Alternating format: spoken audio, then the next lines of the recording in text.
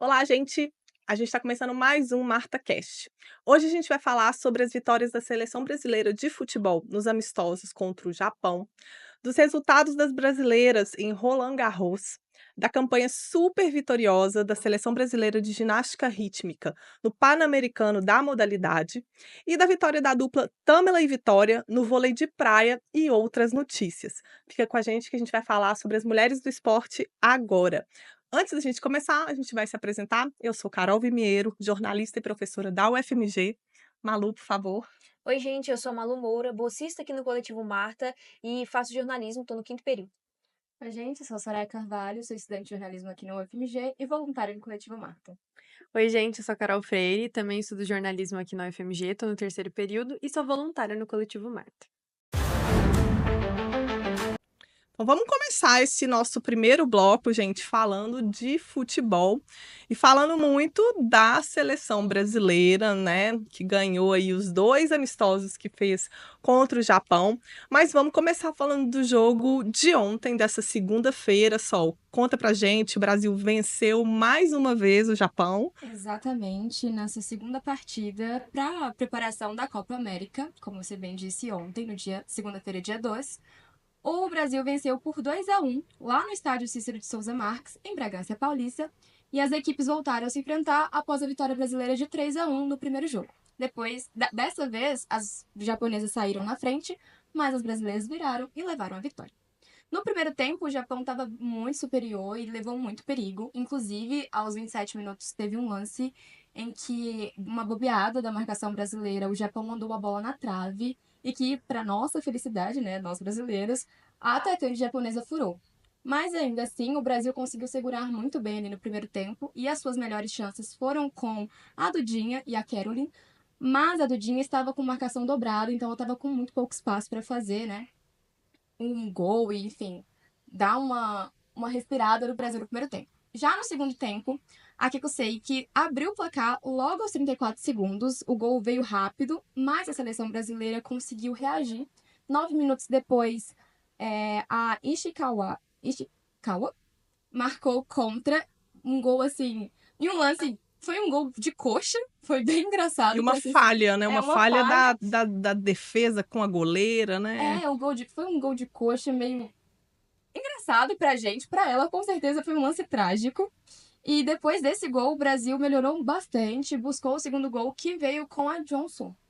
Ela estava no banco, entrou e depois de 7 minutos em campo, finalizou de cavadinha para dentro da rede.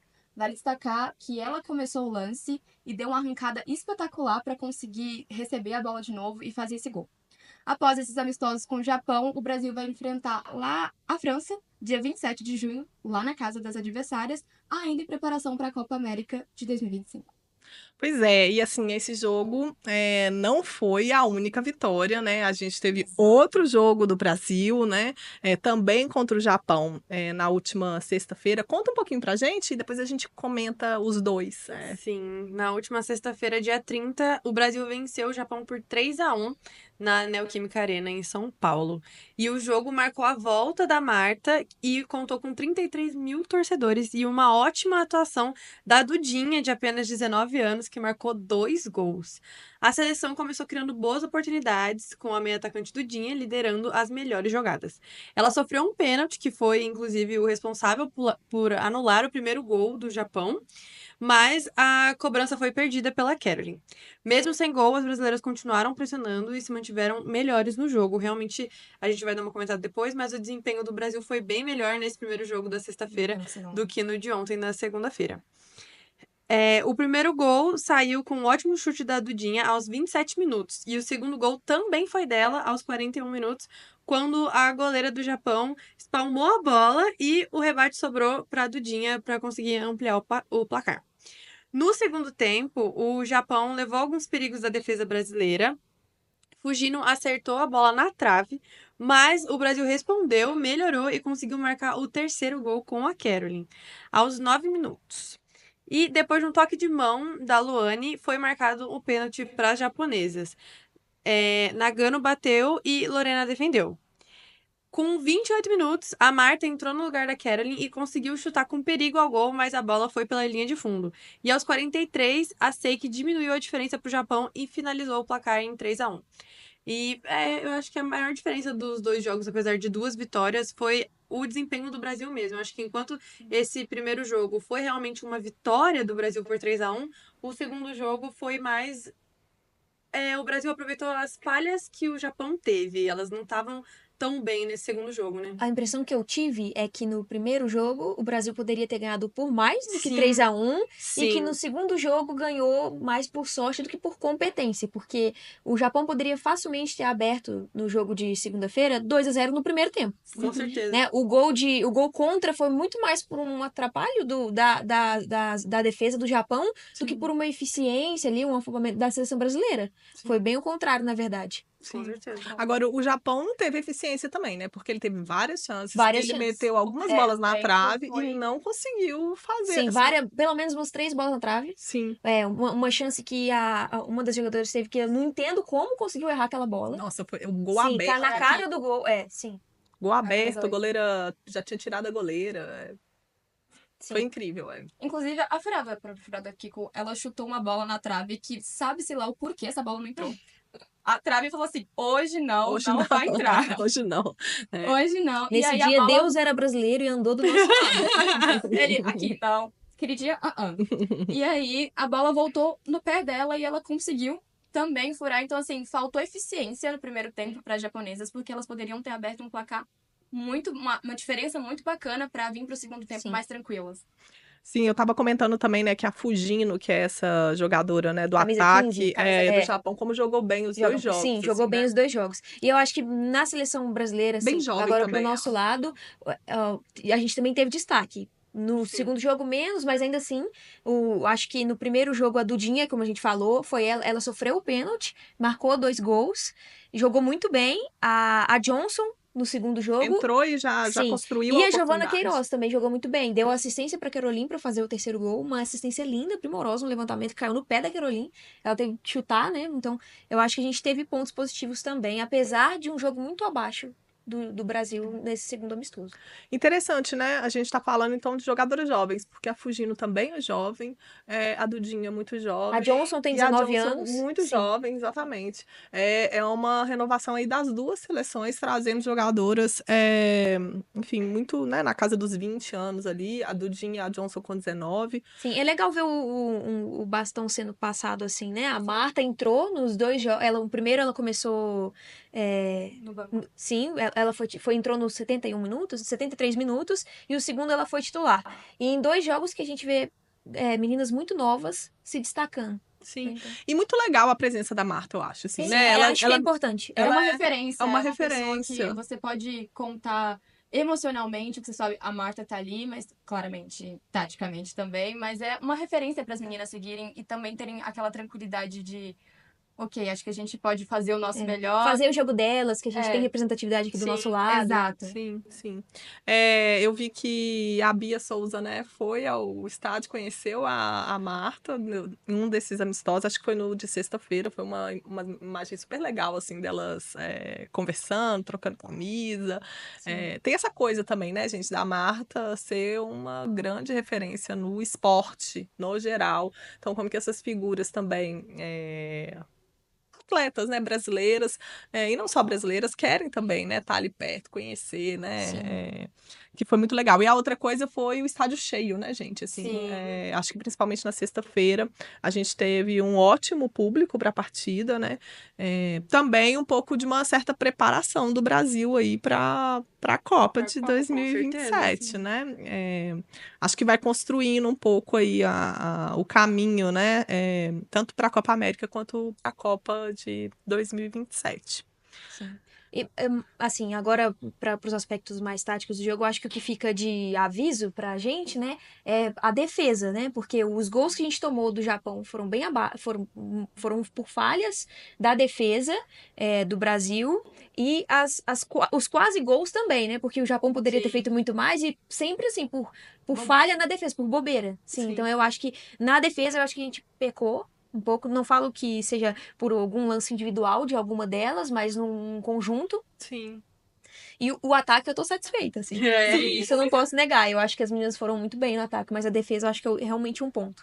É engraçado que eu não sei se vocês viram, mas a Marta deu uma entrevista, acho que foi no sábado ou na sexta, comparando o esquema tático e a forma de jogar da seleção com o Arthur Elias e com a Pia.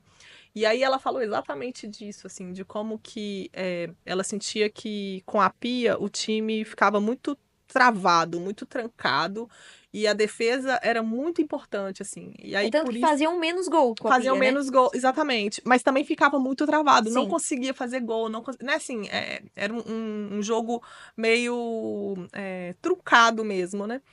E o Arthur Elias, ele dá mais espaço para elas jogarem um futebol um pouco mais agressivo, ir mais para cima.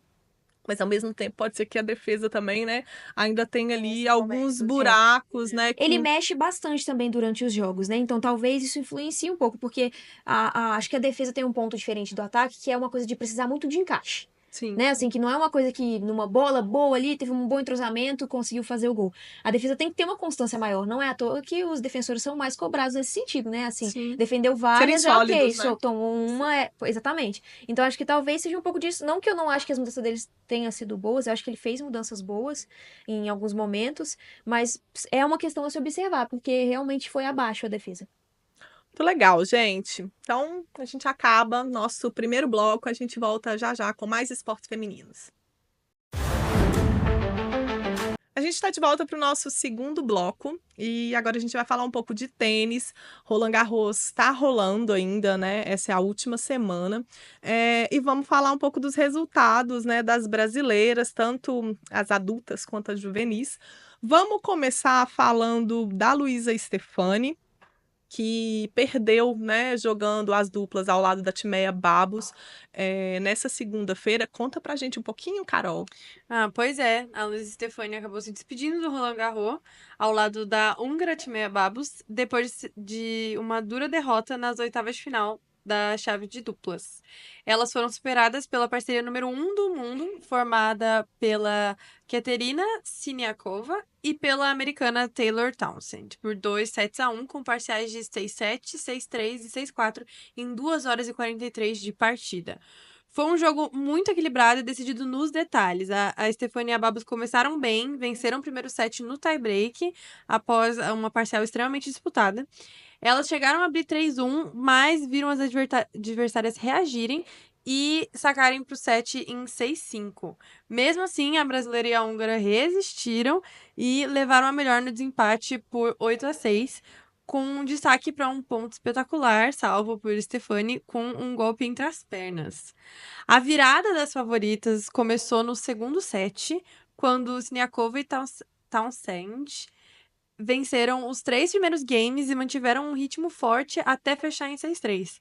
No terceiro set decisivo, né, a Stefani e a Babos ainda resistiram e chegaram a empatar com um parcial 3-3, mas não conseguiram conter a pressão da dupla número 1 do mundo, que definiu o jogo com uma quebra no sétimo game e venceu por 6-4. Antes da eliminação, a Stefani e a Babos fizeram uma campanha consistente no Roland Garros, que a gente vinha acompanhando e vinha noticiando aqui no Marta, né?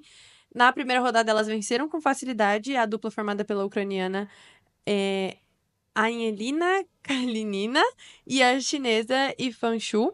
E na sequência, elas superaram a parceria entre a Anastasia Detuik e Yolanda Yulia.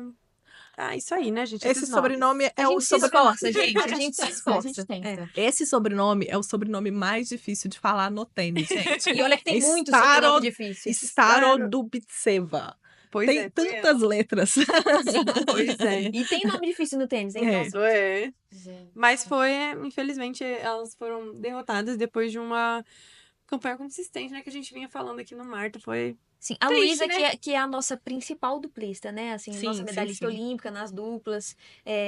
Muito boa jogadora. Aconteceu da gente perder para uma das duplas que no episódio de semana passada a gente falou aqui que era uma dupla muito forte. Realmente foi uma dupla muito forte. Mas acho que a gente fez um jogo que Não, foi muito bom o bateu de jogo. frente, assim. Não foi chegar Não e falar, foi olha, é uma dupla muito vencido forte, não desde vai o dar. início. Não. Não. Foi Acho um que jogão. sim. Foi um jogão. Foi A assim. Luísa e a Babos jogaram muito bem.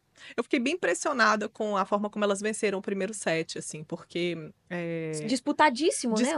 disputadíssimo, e elas conseguiram ganhar no tie-break, assim, saíram, né, bastante confiantes.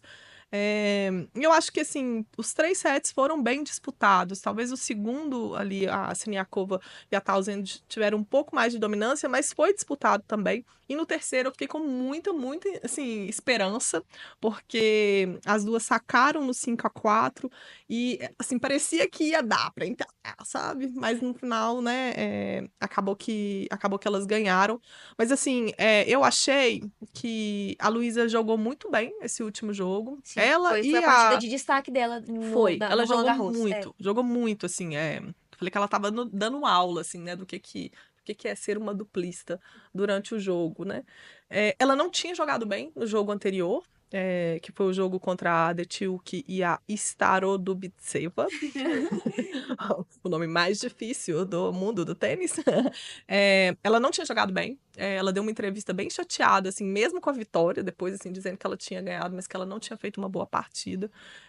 E foi diferente de agora, né, com a Siniakova e a Townsend, que são duas das principais favoritas na chave feminina, né? A gente comentou na semana passada que eu acho. São a dupla número 1 do mundo, Elas né? são a dupla número 1 do mundo.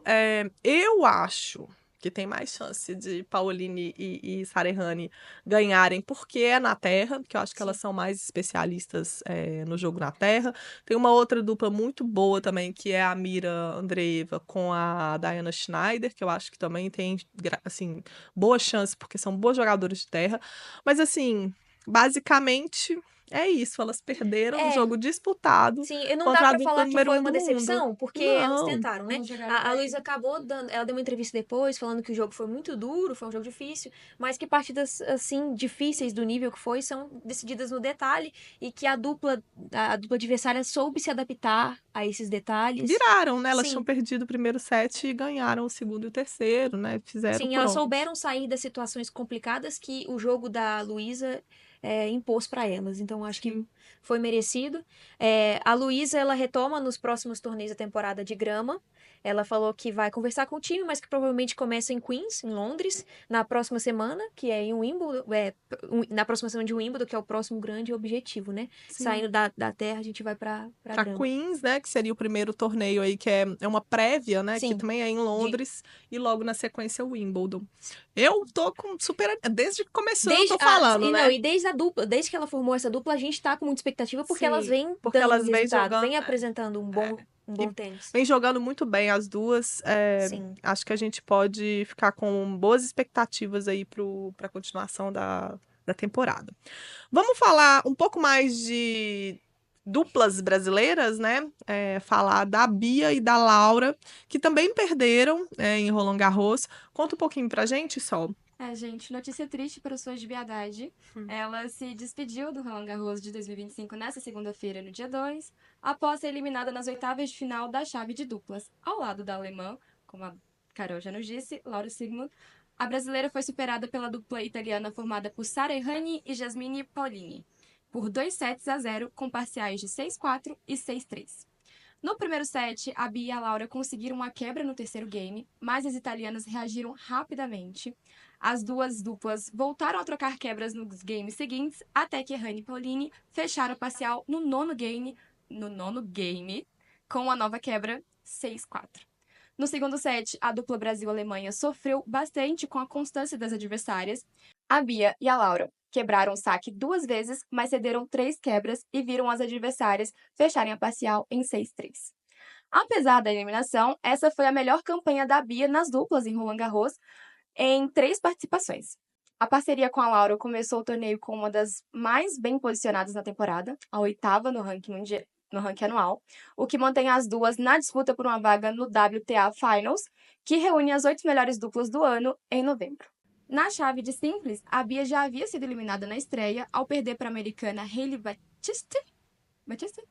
Com a derrota nas duplas, a tenista encerra sua participação no Grand Slam francês em 2025.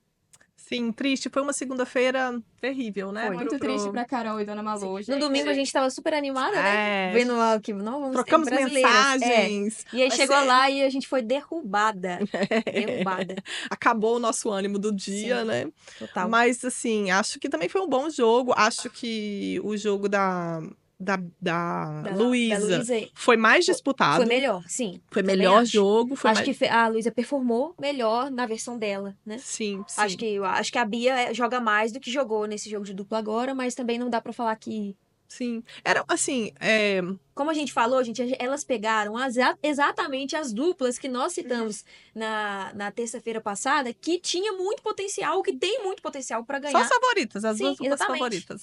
E eu tô acreditando muito. Elas estão em lados diferentes da chave. Então, podemos ter uma final Siniakova Townsend e Sara Errani e Jasmine Paolini. Sim. A gente poderia ter tido uma final com as brasileiras se sim. elas avançassem, porque elas estão nesses lados diferentes da chave.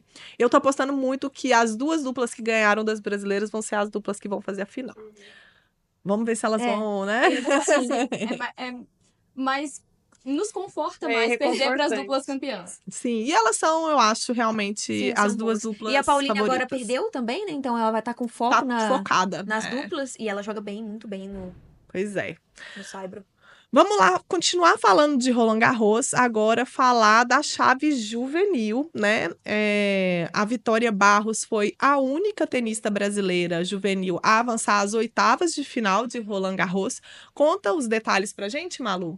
A Vitória Barros, gente, só pra contextualizar, ela tem 15 anos e ela é uma das promessas do tênis brasileiro. Ela é a única brasileira que ainda segue viva na chave juvenil de Roland Garros 2025. Ela alcançou as oitavas de final do Grand Slam francês após uma vitória nessa segunda-feira, dia 2, sobre a tcheca Jana Kovakova. Ela é cabeça de chave número 7 e ela é a 12ª do ranking mundial juvenil.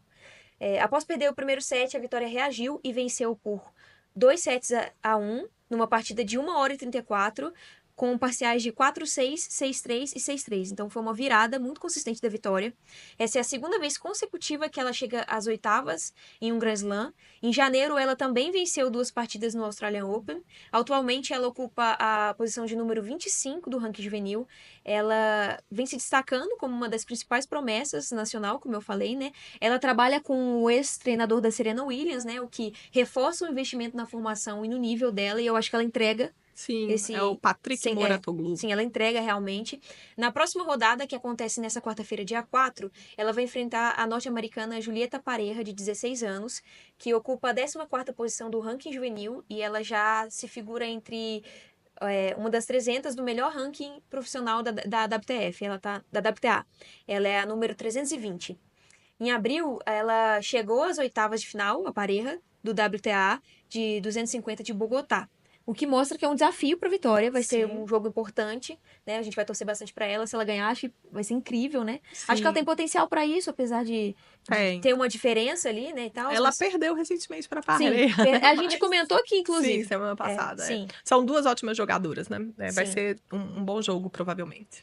Se avançar às quartas de final, ela pode se juntar a um seleto grupo, a Vitória, a um seleto grupo de brasileiras que fizeram história no Grand Slam juvenil, que entre os destaques estão a Dada Vieira, que foi semifinalista no Roland Garros de 87, a Gisele Miró, que foi semifinalista em Wimbledon e nas quartas em Paris, de 86, e a Niege Dias, que chegou às quartas de final em Roland Garros e Wimbledon em 84. A gente vem falando da Vitória aqui há semanas, né? Ela sempre traz bons resultados, sempre faz jogos muito interessantes.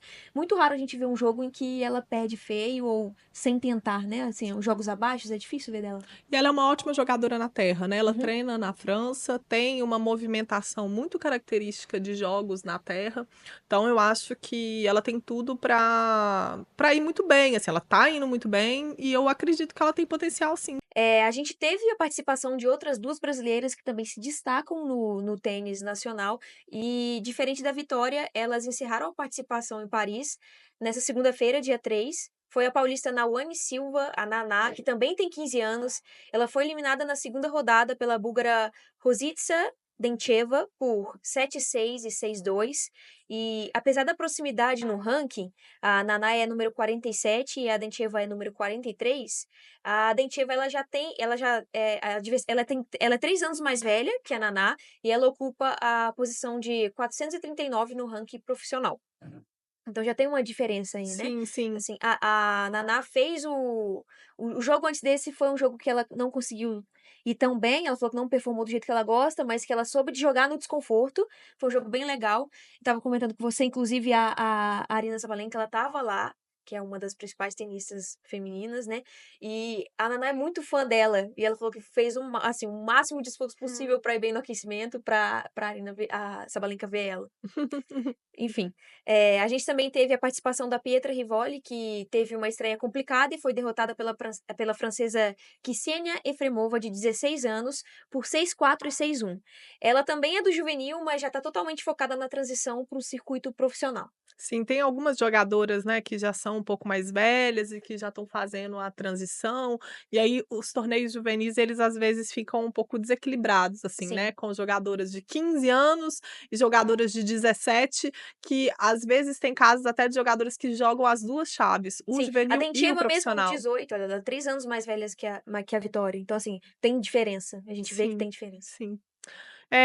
Tá certo, gente. A gente vai acompanhar então, né, a Vitória Barros, que é a última mulher, né, brasileira, menina, né, porque ela tem 15 anos. 15 anos. 15 A anos, única brasileira ainda aí, disputando a chave de Roland Garros. Sim. Então a gente acompanha ela aí no resto dessa semana. A gente termina nosso segundo bloco agora, já já a gente volta com mais notícias femininas. Vamos lá, gente, a gente está de volta para o nosso terceiro bloco e a gente vai falar de várias modalidades aqui nesse bloco. Vamos falar de tênis de mesa, vamos falar de boxe, vamos falar de ginástica rítmica e vamos falar de skate. Para começar, a gente tem essa notícia aí, né, que foi anunciada recentemente, de que o Rio de Janeiro vai ser a sede do Mundial de Tênis de Mesa em 2029. Conta pra gente os detalhes, Sol. Isso aí, o Rio de Janeiro foi escolhido nessa última terça-feira, no dia 27, como sede do Campeonato Mundial de Tênis de Mesa de 2029, como a Carol bem disse. O anúncio foi feito durante a Assembleia Geral da Federação Internacional de Tênis de Mesa, lá em Doha, no Catar. Essa será a primeira vez que a competição vai ocorrer aqui na América do Sul e a segunda no hemisfério sul do nosso planeta, após Durban, na África do Sul, sediar a edição de 2023. O Rio venceu a disputa contra Berlim, na Alemanha, São José, nos Estados Unidos, e uma candidatura da China que não tinha uma cidade definida. E após 3 rodadas de votação, o projeto brasileiro teve 131 votos contra 68 da China, lá na rodada final. E vale destacar que a candidatura brasileira liderou todas as etapas do processo de escolha entre os 200 votos válidos. A apresentação da cidade do Rio na Assembleia incluiu depoimentos do vice-campeão mundial, Hugo Calderano, do prefeito Eduardo Paes e do presidente do Comitê Olímpico do Brasil, o COB, Marco Laporta. A escolha do Rio reflete, em parte, o sucesso recente do tênis de mesa, né, de atletas como Calderano, que conquistou a prata inédita no Mundial de Doha no último domingo 25, e da Bruna Takahashi, que vem fazendo campanhas históricas. O Mundial de 2029 será disputado tanto na modalidade de duplas e no simples, seguindo os torneios de 26 de Londres, 27 Astana e 28 no Fukuoka. É isso aí, mais uma, vamos dizer assim, que impacto, né, gente, principalmente da performance do Hugo e da Bruna, né, achei, enfim, super, né, o tempo certo, né, o anúncio Sim. da... Não, e é incrível porque as pessoas já se sentem incentivadas quando vê destaques nacionais, né? Eu falo assim, crianças, por exemplo, que como a gente não tem a cultura, assim, né, de ser um esporte que os pais colocam os filhos para se desenvolver e tal, as crianças vê, quer começar a fazer, e aí com um evento desse, assim, numa décima criança vai no evento desse e quer começar a jogar tênis. E aí, de repente, a gente tem um Caldeirão 2.0 lá no futuro, sabe? É muito legal. A gente estava falando no podcast passado que o tênis de mesa é a nova modalidade do Brasil, o que nos representa agora.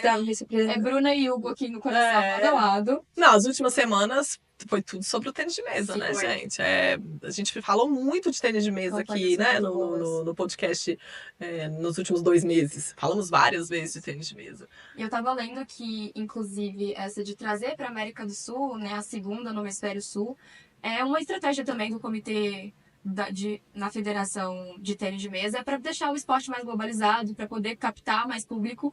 E o que vem de fato acontecendo, né? A gente, depois das Olimpíadas, deu essa crescente aqui no Brasil e, com certeza, outros atletas, tirando ali a parte asiática, que é a que domina o esporte, também vem acompanhando mais os seus atletas. E é muito legal ver uma categoria ascendendo tão rápido e que merece muito reconhecimento, porque como trabalham esses caras. Sim, como é difícil, né, gente? Tênis de mesa, super técnico, enfim.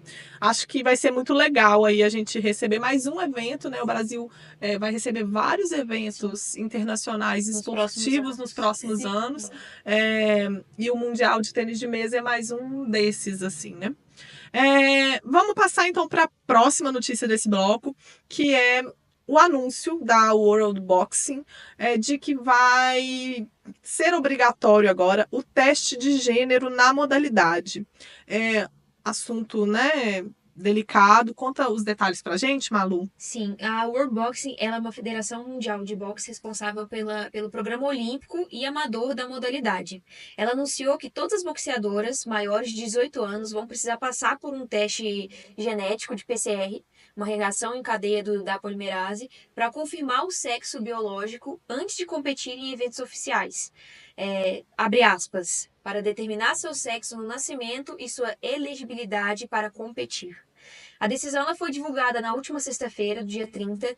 Ela já impacta diretamente a carreira da argelina campeã olímpica Imane Khalif, que foi suspensa até que realize o teste. Segundo a federação, os testes fazem parte de uma nova política de, abre aspas, sexo, idade e peso, que vai entrar em vigor no dia 1º de julho.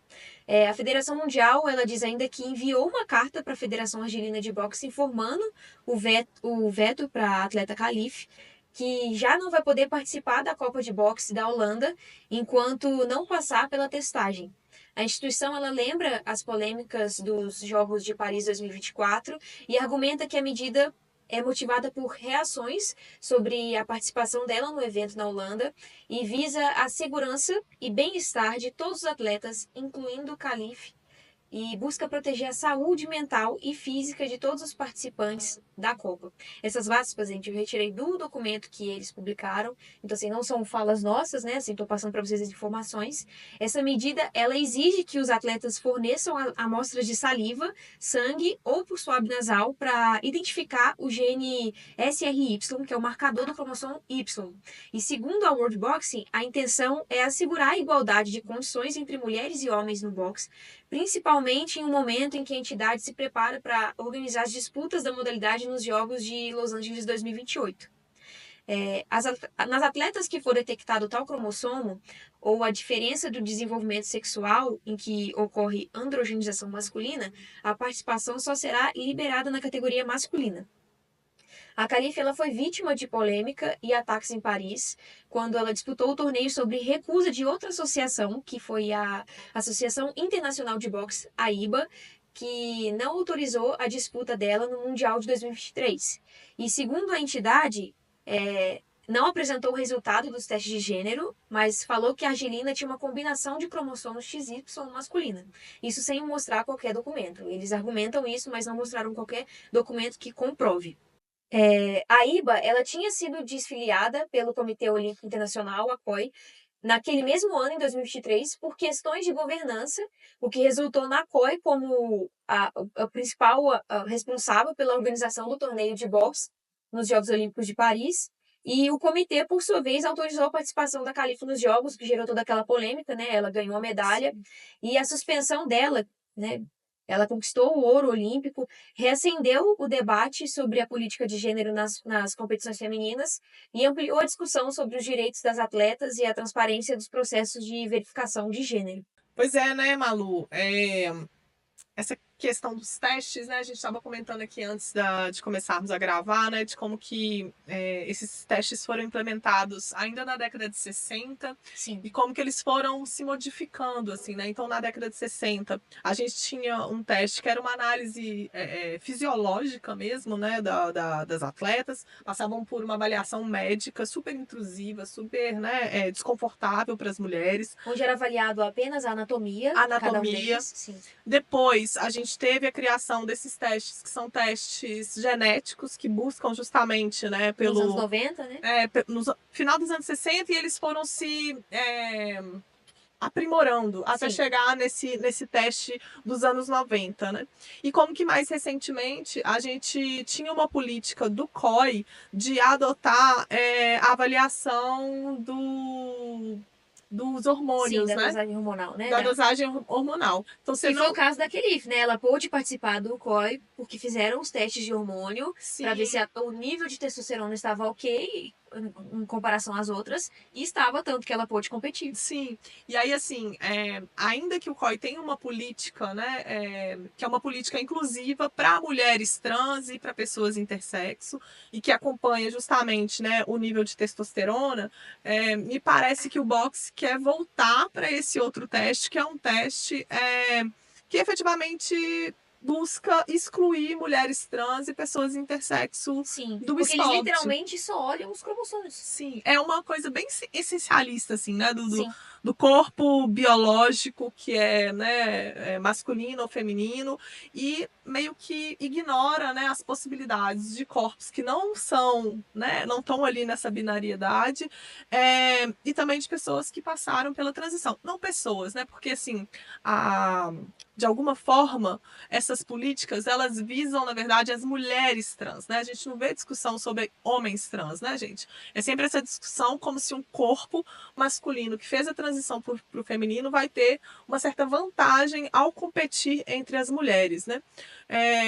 Eu acho muito triste, assim, né? Novamente, né, a Imani Khelif, a gente estava falando aqui, né, como que ela nunca se identificou como uma mulher trans, nem como uma pessoa intersexo, né? Essas informações, né, e essas pressuposições, né, não são pressuposições que venham da forma como ela se identifica. E nenhuma delas são validadas, né? Sim. Assim, a gente fazendo as pesquisas de apuração dessa reportagem, a gente pesquisou e não achou nada que comprove que ela tenha o cromossomo XY, como afirma a IBA. Não achamos nada. Eles mesmos não. Eles dizem ter, mas não provaram em momento algum. Sim. Então, assim, é uma situação difícil porque é uma transfobia que, na verdade, vem sem qualquer confirmação de que ela é uma mulher trans. E no né? caso vem pela fisionomia dela, né? Pela a gente estava falando sobre como mulheres que fogem do padrão feminino, né? Dessa feminilidade que as pessoas impõem, são atacadas, que é o caso dela. Sim. Vamos ver, né, assim, o que vai acontecer. Ainda tem muito tempo até os Jogos Olímpicos, né? Mas a gente vai acompanhando, né? Você estava um pouco achando que já era, né, um pouco um sinal do que serão os Jogos Olímpicos nos Estados Unidos. Vamos ver como que se desenrola aí, né, essa anúncio da Federação, né, de Boxe. Vamos passar agora para boas notícias, né, Carol? A gente teve aí, né, a equipe de ginástica rítmica ganhando diversas medalhas, tudo no Pan-Americano da modalidade na última semana. Conta um pouquinho pra gente. Pois é, entre os dias 30 de maio e 1º de junho, aconteceu em Assunção, no Paraguai, o Pan-Americano de Ginástica Rítmica. A delegação brasileira teve um ótimo desempenho, fechando a competição, totalizando 12 medalhas. O Brasil optou por... E eu acho que o destaque que vale frisar é que o Brasil competiu com a sua equipe B, ou seja, não era a equipe oficial, digamos assim, e mesmo assim, o desempenho excelente das meninas, né? E essa equipe tem a média de idade de 17 anos. O conjunto conquistou o lugar mais alto do pódio, e essa equipe do conjunto é formada por Júlia, Keila, Lavínia, Maria Fernanda e Mariane, e também contou com a participação da Rayane na série mista para substituir a Keila, e elas conquistaram a primeira medalha de ouro no sábado. ao vencerem na classificação geral com 47 pontos, superando o 41,2 do Canadá. Já no domingo, elas garantiram mais 2 ouros, um na prova das 5 fitas, com 22,150, à frente do México, com 20,350, e a dos Estados Unidos, com 19,900. O outro ouro foi na série mista de 3 bolas e 2 arcos, com 27,050, novamente superando os Estados Unidos com 26 e o México com 25,200. Já nas provas individuais, a Giovana dos Santos, mais conhecidos como Jojo, e a Bárbara Domingos, a Babi, foram os destaques. No sábado, as duas venceram, conquistando medalhas no individual geral, com a Babi levando a prata, com 113,400 e a Jojo o bronze com 112,650, ficando atrás apenas da norte-americana Hinkis com 116,050. E esse resultado garantiu também a prata por equipes para o Brasil, atrás dos Estados Unidos e à frente do Canadá. Já no domingo, a dupla conquistou mais 6 medalhas em finais por aparelhos, com destaque para dobradinhas. No arco, a Jojo ganhou a prata com 28,050, enquanto a Babi ficou com um bronze, somando 27,850. Nas massas, as posições se inverteram. A Babi levou a prata com 28,050 e a Jojo o bronze com 27,850. A Babi também conquistou a prata na bola com 27,550 e o bronze na fita com 27,200. As medalhas de ouro nesse aparelho ficaram, em sua maioria, com atletas dos Estados Unidos, como a Megan Shu e a Hinkis. Com esse desempenho, a seleção de ginástica rítmica brasileira ganha o direito de enviar 3 atletas para as disputas individuais no Mundial do Rio de Janeiro, que ocorrerá entre 20 e 24 de agosto. Então, assim, as meninas da ginástica brilhando e dominando completamente a competição, né? Sim, muito Mais legal. uma competição internacional, né? A gente tava falando. Sim. E é um outro esporte que acho que vem ganhando visibilidade aqui no Brasil, muito pelo que a Babi fez nas Olimpíadas, né? Sim. Foi uma campanha histórica também. Acho Sim. que tanto quanto o Hugo e a Bruna no tênis. Sim. Vai ser muito legal, né, gente, esse Mundial aí no segundo semestre. Eu tô bem animada pra ver. E o Brasil Elas vem estão fazendo forte. a gente criar expectativa, né? Exatamente.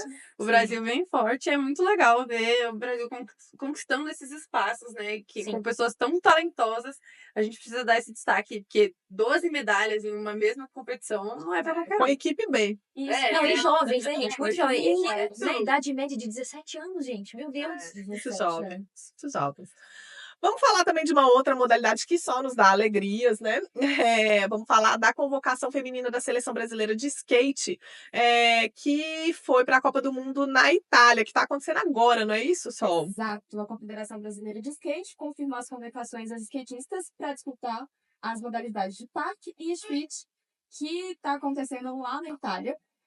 A de parque acontece em Ostia e a de street vai acontecer em Roma. Os campeonatos de parque já começaram, então do dia 1º, né, até o dia 8. E 8 mulheres estão representando o Brasil, incluindo a Raika Ventura, terceira no ranking mundial, e que já está classificada para as quartas de final. Completando o time brasileiro tem a Isadora Pacheco, a Dora Varela, Indianara Aspe, Fernanda Tonice, Helena Maurino, Fernanda Galdino e Flávia Tsuki, que vão passar pela chave prévia. O Street vai ser realizado do dia 8 até o dia 15 e em Roma, né, como eu disse, e terá a Raíssa Leal, nossa fadinha, líder do ranking, com o destaque de única brasileira que já está garantida nas quartas de final. Ela será acompanhada pela Pamela Rosa, Isabelle Ávila, Maria Lúcia e a Duda Ribeiro. A Copa do Mundo vale pontos tanto para o ranking mundial e também serve de preparação para o Mundial que vai acontecer em setembro lá nos Estados Unidos. As brasileiras intensificaram a preparação dos treinos no Rio de Janeiro e em Florianópolis e chegam confiantes para competir na Itália e abrir um ciclo rumo a Los Angeles 2028. Muito legal. Então, nós vamos acompanhar aí, né? A competição que já está rolando. Nas próximas 2 semanas, a gente traz notícias. E muito potencial, né? Porque aqui a gente tem aqui várias atletas olímpicas. Sim. A Isadora Pacheco, a Dora Varela, a Pamela Rosa, a Raika, várias atletas olímpicas. A Raíssa Leal, né? Legal lá. Mas, enfim, muito potencial aqui. Muito legal, gente. Então, vamos terminando o nosso terceiro bloco. A gente já volta já com o nosso quarto bloco. A gente está de volta para o nosso quarto e último bloco, que a gente vai falar de vôlei, vôlei de praia e vôlei de quadra. E vamos começar com essa notícia sobre a Tâmela e a Vitória, que venceram mais uma etapa no Circuito Mundial de Vôlei do Elite 16 de Ostrava e continuam aí firmes na liderança do ranking mundial. Conta os detalhes pra gente, Malu. Sim, a dupla brasileira, como a Carol falou, Tâmela e Vitória, elas reafirmaram a liderança delas no ranking mundial de vôlei de praia. Com a vitória, elas chegaram ao segundo título da temporada no circuito internacional e ampliaram a vantagem na primeira colocação. Elas são uma dupla formada há um ano. Elas chegaram a Ostrava já como líderes do ranking, posição conquistada na semana anterior, e mostraram que o posto não veio por acaso, fizeram um jogo muito sólido. Na final, elas superaram com autoridade as letãs Tina e Anastasia, elas eram semifinalistas dos Jogos Olímpicos de Paris 2024. As brasileiras ganharam por 2-0 com parciais de 21-16 e 21-11, em pouco mais de uma hora de partida. Com a vitória, a dupla brasileira alcança 6.820 pontos em 8 torneios disputados nessa temporada e deve ampliar ainda mais essa pontuação na próxima semana da Volleyball World. Cada título da Elite 16 rende 1.200 pontos. E a Tâmela e a Vitória, elas foram as únicas representantes do Brasil, entre homens e mulheres, que chegaram às quartas de final na etapa de Ostrava. O título é o terceiro de Elite 16 da carreira da dupla, mas o primeiro fora do país. Antes elas haviam vencido as etapas de João Pessoa em outubro de 2024 e Saquarema em abril de 2025. Além disso, elas já subiram no pódio com medalhas de bronze em Hamburgo em agosto de 2024 e no Rio de Janeiro em novembro de 2024. A campanha na Tcheca começou com dificuldade na fase de grupo. A campanha delas, coisa de filme, assim, né? Na fase de grupo, as brasileiras elas perderam justamente para as rivais da final. Elas foram forçadas a disputar a repescagem. A partir daí iniciaram uma sequência de vitórias que foram muito decisivas para a passagem delas. Passaram pela norte-americana Nuss e Brecher, que a gente já falou aqui várias vezes, são ótimas duplistas. Venceram as irmãs Klinger da Áustria e bateram as norte-americanas Shao Sheng nas quartas. E voltaram a superar as irmãs Klinger na semifinal. Na final, elas deram o troco nas letãs e garantiram o título. Essa vitória ela foi construída com uma atuação muito imponente da dupla, especialmente no saque. Elas aplicaram 3 aces e forçaram 11 erros das adversárias, contra apenas 7 cometidos por elas. A pressão foi muito constante no serviço e dificultou a recepção e a construção das jogadoras adversárias. No primeiro set foi um início muito equilibrado, a Tâmela e a Vitória elas abriram vantagem no placar e a partir do 10-10 elas fecharam em 21-16. No segundo, a consistência foi ainda maior, elas saíram de 4-1 para 14-6 com 5 pontos seguidos e fecharam um jogo com um ace da Tâmela, que simbolizou o domínio da dupla na decisão. O Circuito Mundial Elite 16 ele segue agora para a Europa, com uma próxima etapa marcada na Suíça, entre 2 e 6 de julho, e em seguida o torneio vai para o Canadá entre 13 e 17 de agosto, e as finais da temporada vão acontecer em Doha, no Catar, de 5 a 9 de novembro. A gente que sempre traz bons resultados, ótimos resultados das duplas de vôlei de praia. Principalmente nesses torneios, né? A gente vem cobrindo ele há algumas semanas. Sim, e a Tâmela e a Vitória, eu me lembro da gente falar delas ganharem em Saquarema, né? Sim, foi. Então, Jogaram muito bem Saquarema. pois é, então uma alta aí, né? Sim, é uma dupla pra gente olhar também já pensando nas Olimpíadas. Total. Não só porque, elas, como as outras que a gente vem com falando. certeza, o vôlei de praia sempre foi forte, Sim. mas vem cada vez mais, né? Sim, com muitas duplas, né? E me lembro da gente falando que não tem muito, assim, elas estão, né, na liderança, mas no circuito brasileiro tá tendo uma, assim, variação das Alternância, duplas que Sim. ganham, né, as etapas. Muito legal, nós vamos acompanhar então aí as próximas etapas do Elite 16. Em breve, né, a próxima etapa é na Suíça. Sim.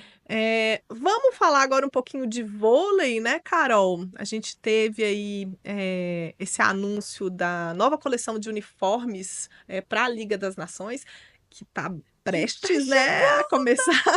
Vamos falar de vôlei novamente, Vamos, né, a partir Carol? da semana que vem, gente, se preparem. Eu volto a tagarelar sobre o vôlei, porque tava meio parado, mas ele vem aí, vem com tudo. Então conta pra gente dos uniformes aí. Exatamente. A CBV, que é a Confederação Brasileira de Vôlei, e a Volt Sport apresentaram uma nova coleção de uniformes que vai vestir a seleção feminina de vôlei de quadra e de praia.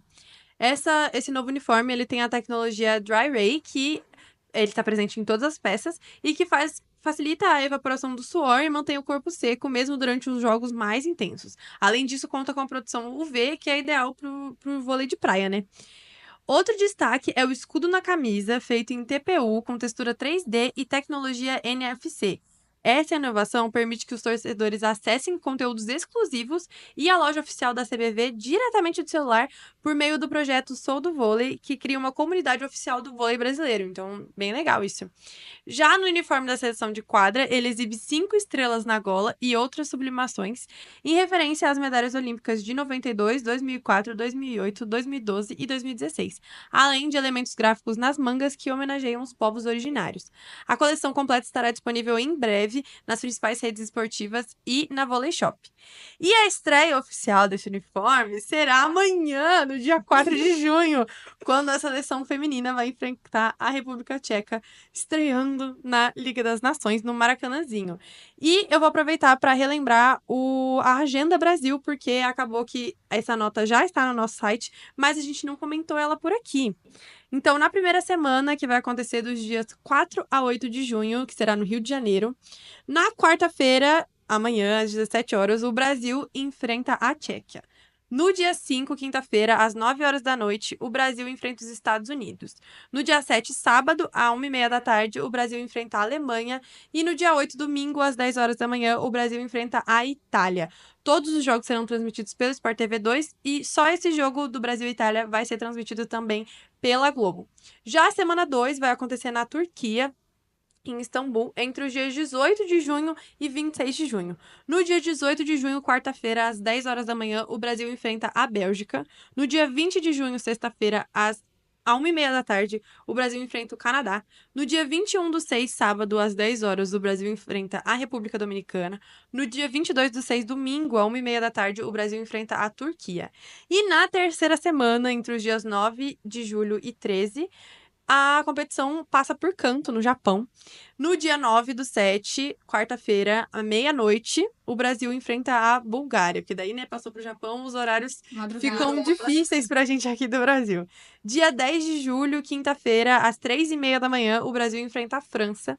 Dia 11 de julho, sexta-feira, às 7h20 da manhã, o Brasil enfrenta a Polônia. E no dia 13 de julho, domingo, às 7h20, o Brasil enfrenta o Japão. Mas, conforme as semanas forem passando, a gente vai relembrando essa agenda. Então, para essa semana, já temos novos jogos de vôlei, o que me deixa super animada, claro. E vamos ver as meninas brilharem, apesar de terem...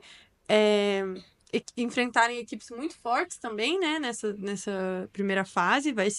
Provavelmente vão ser jogos acirrados, mas a seleção brasileira Costumam é entregar forte. bons jogos, né? Ainda Sim. que acirrados, Sim. entregam bons jogos. Sim. E vamos aproveitar para a gente divulgar, né, a nossa nova coluna da revista Marta. Sim. A gente tem uma coluna agora dedicada ao vôlei, chamada Set Point, que a Carol Freire vai ser uma das colunistas e vai estrear justamente com esse jogo de amanhã, né, Carol? Exatamente. Então, nas próximas semanas... Vamos com o pé direito. Pois é. Nas próximas semanas, quem quiser acompanhar aí os detalhes, né, da Liga das Nações, a gente vai sempre ter um texto lá no site da revista Marta sobre o vôlei feminino. Ficamos por aqui então, gente. Sim. Acabamos a edição de hoje. Semana que vem a gente está de volta. Até mais.